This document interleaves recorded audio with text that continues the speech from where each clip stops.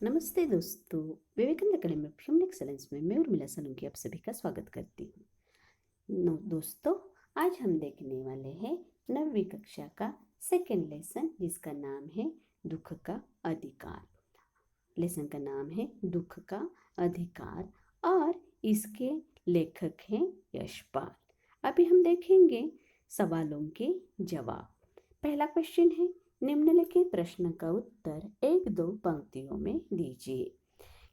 Question है, किसी व्यक्ति की पोशाक को देखकर हमें क्या पता चलता है? सॉल्यूशन है, किसी व्यक्ति की पोशाक को देखकर समाज में उसके अधिकार और दर्जे को निश्चित किया जाता है।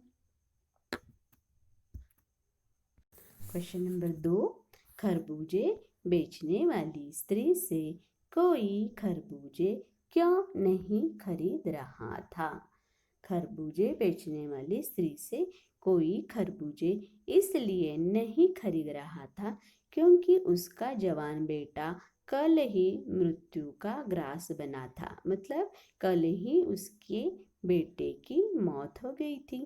किसी की मृत्यु के समय उस घर में सूतक का प्रावधान होता है। प्रावधान मतलब कि अगर किसी के घर में किसी की मौत होती है तो उस घर में सूतक होता है और उसी के घर से कोई भी कोई चीज खा नहीं सकता है।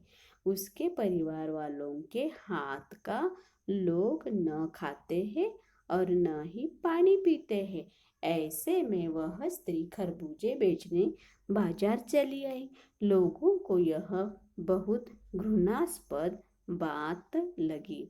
उनके अनुसार वह जानबूझकर लोगों का धर्म नष्ट कर रही थी, इसलिए कोई उसके खरबूजे नहीं खरीद रहा था। क्वेश्चन नंबर 3, उस स्त्री को देखकर लेखक को कैसा लगा? सॉल्यूशन है, उस स्त्री को देखकर लेखक को उससे सहानुभूति हुई और दुख भी हुआ। वह उसके दुख को दूर करना भी चाहता था, पर उसकी पोशाक अड़चन बन रही थी। क्वेश्चन नंबर 4, उस स्त्री के लड़के की मृत्यु का कारण क्या था? सॉल्यूशन है, उस स्त्री के लड़के की मृत्यु एक सांप के काटने से हुई जब वह मुंह अंधेरे खेत से पके खरबूजे चुन रहा था। क्वेश्चन नंबर 5, बुढ़िया को कोई भी क्यों उधार नहीं देता? सॉल्यूशन है, बुढ़िया बहुत गरीब थी, अब बेटा भी नहीं रहा तो लोगों को अपने पैसे लौटाने की संभावना नहीं दिखाई दी, इसलिए कोई भी उसे उधार नहीं दे रहा था। अब हम देखेंगे 25-30 शब्दों में प्रश्न का उत्तर। निम्नलिखित प्रश्न का उत्तर 25-30 शब्दों में लिखिए। क्वेश्चन है, मनुष्य के जीवन में पोशाक का क्या महत्व है? सॉल्यूशन है, पोशाक का हमारे जीवन में बहुत महत्व है। पोशाक मात्र शरीर को ढकने के लिए नहीं होती है, बल्कि यह मौसम की मार से बचाती है। पोशाक से मनुष्य की हैसियत, पद तथा समाज में उसके स्थान का पता चलता है। पोशाक मनुष्य के व्यक्तित्व को निखारती है। जब हम किसी से मिलते हैं तो पहले उसकी पोशाक से प्रभावित होते हैं तथा उसके व्यक्तित्व का अंदाजा लगाते हैं। पोशाक जितनी प्रभावशाली होगी, लोग उतने अधिक प्रभावित होंगे। पोशाक जितनी प्रभावशाली होगी, लोग उतने ही अधिक प्रभावित होते हैं। क्वेश्चन सेकंड, निम्नलिखित प्रश्न का 25-30 शब्दों में लिखिए। निम्नलिखित प्रश्न का उत्तर 25-30 शब्दों में लिखिए। पोशाक हमारे लिए कब बंधन और अड़चन बन जाती है? सॉल्यूशन है, पोशाक हमारे लिए बंधन और अड़चन तब बन जाती है जब हम अपने से कम दर्जे या कम पैसे वाले व्यक्ति के साथ उसके दुख बांटने की इच्छा रखते हैं, लेकिन उसे छोटा समझकर उससे बात करने में संकोच करते हैं और उसके साथ सहानुभूति तक प्रकट नहीं कर पाते हैं। क्वेश्चन नंबर 3, लेखक उस स्त्री के रोने का कारण क्यों नहीं जान पाया? लेखक के पास उस बुढ़िया के रोने का कारण जान सकने का कोई उपाय नहीं था। लेखक की पोशाक उसके इस कष्ट को जान सकने में अड़चन पैदा कर रही थी, क्योंकि फुटपाथ पर उस बुढ़िया के साथ बैठकर लेखक उससे उसके दुख का कारण नहीं पूछ सकता था। इससे उसकी प्रतिष्ठा को ठेस पहुंचती, उसे झुकना पड़ता। भगवाना अपने परिवार का निर्वाह कैसे करता था? भगवाना शहर के पास 1.5 बीघा भर जमीन में खरबूजों को बोकर परिवार का निर्वाह करता था। खरबूजों को डालिया में बाजार में पहुंचाकर लड़का स्वयं सौदे के पास बैठ जाता था। क्वेश्चन नंबर 5, लड़के की मृत्यु के दूसरे ही दिन बुढ़िया खरबूजे बेचने क्यों चल पड़ी? सॉल्यूशन है, लड़के की मृत्यु पर सब कुछ खर्च हो गया। बुढ़िया बहुत गरीब थी, उसके पास न तो कुछ खाने को था और न पैसा था। लड़के के छोटे छोटे बच्चे भूख से परेशान थे। बहू को तेज बुखार था, इलाज के लिए भी पैसा नहीं था। इन्हीं सब कारणों से पैसे पाने की कोशिश में वह दूसरे ही दिन खरबूजे बेचने चल दी। क्वेश्चन नंबर 6, बुढ़िया के दुख को देखकर लेखक को अपने पड़ोस की संभ्रांत महिला की याद क्यों आई? लेखक के पड़ोस में एक संभ्रांत महिला रहती थी। संभ्रांत यानी कुलीन, अमीर। उसके पुत्र की भी मृत्यु हो गई थी और बुढ़िया के पुत्र की भी मृत्यु हो गई थी, परंतु दोनों के शोक मनाने का ढंग अलग अलग था। बुढ़िया को आर्थिक तंगी, भूख, बीमारी मुंह खोले खड़ी थी। वह घर बैठकर रो नहीं सकती थी, मानो उसे इस दुख को मनाने का अधिकार ही न था। जबकि संभ्रांत महिला को असीमित समय था, असीमित, उसके पास बहुत सा समय था। 2.5 मास से पलंग पर थी, डॉक्टर सिरहाने बैठा रहता था। लेखक दोनों की तुलना करना चाहता था, इसलिए उसे संभ्रांत महिला की याद आई। Academy of human excellence, I am Urmila Salunki. दोस्तों, आज हम देखने वाले हैं 6ठी कक्षा से पहली कविता है, जिसका नाम है वह चिड़िया जो। और आज हम इसके क्वेश्चंस एंड आंसर्स यानी कि सवाल जवाब देखने वाले हैं। कविता का नाम है वह चिड़िया जो। क्वेश्चन नंबर 1, कविता पढ़कर तुम्हारे मन में चिड़िया का जो चित्र उभरता है उस चित्र को कागज पर बनाओ।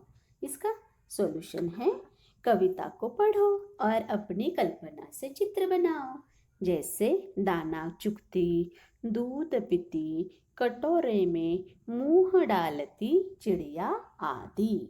आपको क्या करना है, अपने मनपसंद चिड़िया का चित्र बनाकर रखना है। क्वेश्चन नंबर 2, तुम्हें कविता को कोई और शीर्षक देना हो तो क्या शीर्षक देना चाहोगे? उपयुक्त शीर्षक सोचकर लिखो। सॉल्यूशन है, प्यारी चिड़िया। और भी अलग अलग से आप इसको शीर्षक दे सकते हैं। क्वेश्चन नंबर 3, इस कविता के आधार पर बताओ कि चिड़िया को किन किन चीजों से प्यार है। चिड़िया जिन चीजों से प्यार करती है वो इस प्रकार है। 1, चिड़िया को खेत में लगे जौ, बाजरे की फलियों से प्यार है। उसे जंगल में मिले एकांत जहाँ वह खुली हवा में गाना गा सकती हैं। उसे प्यार है। उसे इस एकांत से क्या है? प्यार है। उसे नदी से प्यार है, जिसका ठंडा और मीठा पानी वह पीती है। यह चीजें उसे आजादी का एहसास दिलाती है, इसलिए वह इन सब से प्यार करती है। Question number 4। कवि ने चिड़िया को छोटी, संतोषी, मुंह बोली और गर्वीली चिड़िया क्यों कहा है? सॉल्यूशन है, चिड़िया छोटे आकार की थी और किसी भी बात को बोलने से नहीं झिझकती है, इसलिए कवि ने उसे छोटी और मुंह बोली कहा है। वह संतोषी स्वभाव की है, अतः कवि उसे संतोषी कहता है। चिड़िया को अपने कार्य पर गर्व है, क्योंकि वह नदी के बीच से पानी पीने जैसा कठिन कार्य सफलतापूर्वक कर जाती है। यही कारण है कि कवि ने चिड़िया को गर्वीली कहा है। Question number 5। आशय स्पष्ट करो। क रस उंडेल कर गा लेती है। ख चढ़ी नदी का दिल टटोल कर जल का मोती ले जाती है। अब हम देखेंगे क से रस उंडेल कर गा लेती है, इसका आशय। इस पंक्ति में चिड़िया बंधन मुक्त और खुश होकर इतना सुंदर और मीठा गाती है, मानो उसने सारा रस गाने में उंडेल दिया हो। ख चढ़ी नदी का दिल टटोल कर जल का मोती ले जाती है, इसका भावार्थ है इन पंक्तियों में चिड़िया की कार्य कुशलता को दर्शाना चाहा है। इन पंक्तियों में चिड़िया की कार्य कुशलता को दर्शाना चाहा है। वह जल के बीच में स्थित मोती को भी ढूंढ लेती है। वह तेज बहती नदी से भी पानी पी लेती है। अब हम देखेंगे व्याकरण। वह चिड़िया जो इस कविता से जो व्याकरण है वह हम देखेंगे। इसमें से क्वेश्चन नंबर 1, पंखों वाली चिड़िया, ऊपर वाली दराज, नीले पंखों वाली चिड़िया, सबसे ऊपर वाली दराज, यहाँ रेखांकित शब्द विशेषण का काम कर रहे हैं। ये शब्द चिड़िया और दराज संज्ञाओं की विशेषता बता रहे हैं, अतः रेखांकित शब्द विशेषण है और चिड़िया दराज विशेष्य है। यहाँ वाला स्लैश वाली जोड़कर बनने वाले कुछ और विशेषण दिए गए हैं। ऊपर दिए गए उदाहरणों की तरह इनके आगे एक एक विशेषण और जोड़ो। जैसे कि यहाँ पर कुछ शब्द दिए हुए हैं। मोरों वाला बाग, पेड़ों वाला घर, फूलों वाली क्यारी, खादी वाला कुर्ता, रोने वाला बच्चा, मूछों वाला आदमी।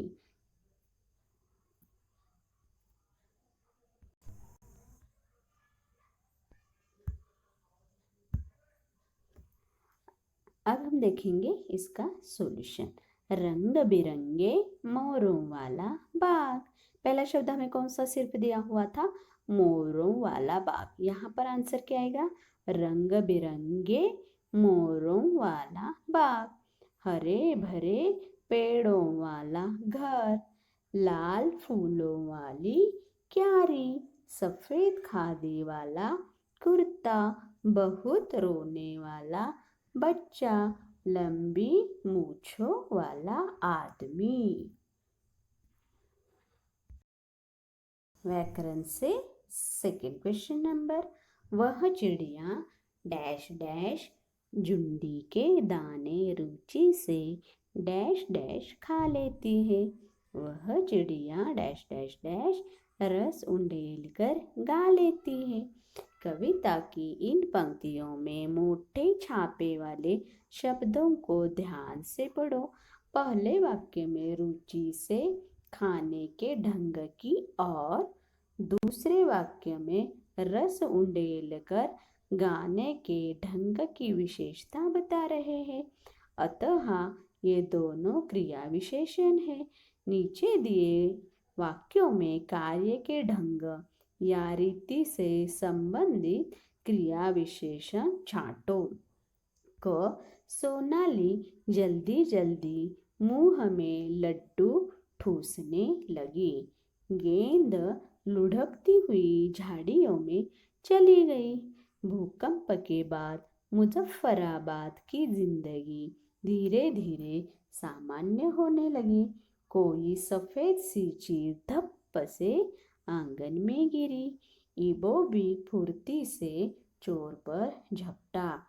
तेजिंदर सहम कर कोने में बैठ गया। यह पत्र मिलते ही फौरन घर चली आओ, आज अचानक ठंड बढ़ गई है। सॉल्यूशन है सोनाली जल्दी जल्दी। इसका आंसर क्या है? जल्दी जल्दी।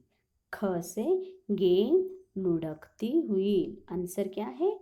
लुढ़कती हुई। भूकंप के बाद मुजफ्फराबाद की जिंदगी क्या है? आंसर धीरे धीरे। घ से आंसर कौन सा है? धप्प से। ग से फुर्ती से। च से सहम कर। फौरन, अचानक। ये क्या है? इसके जवाब है।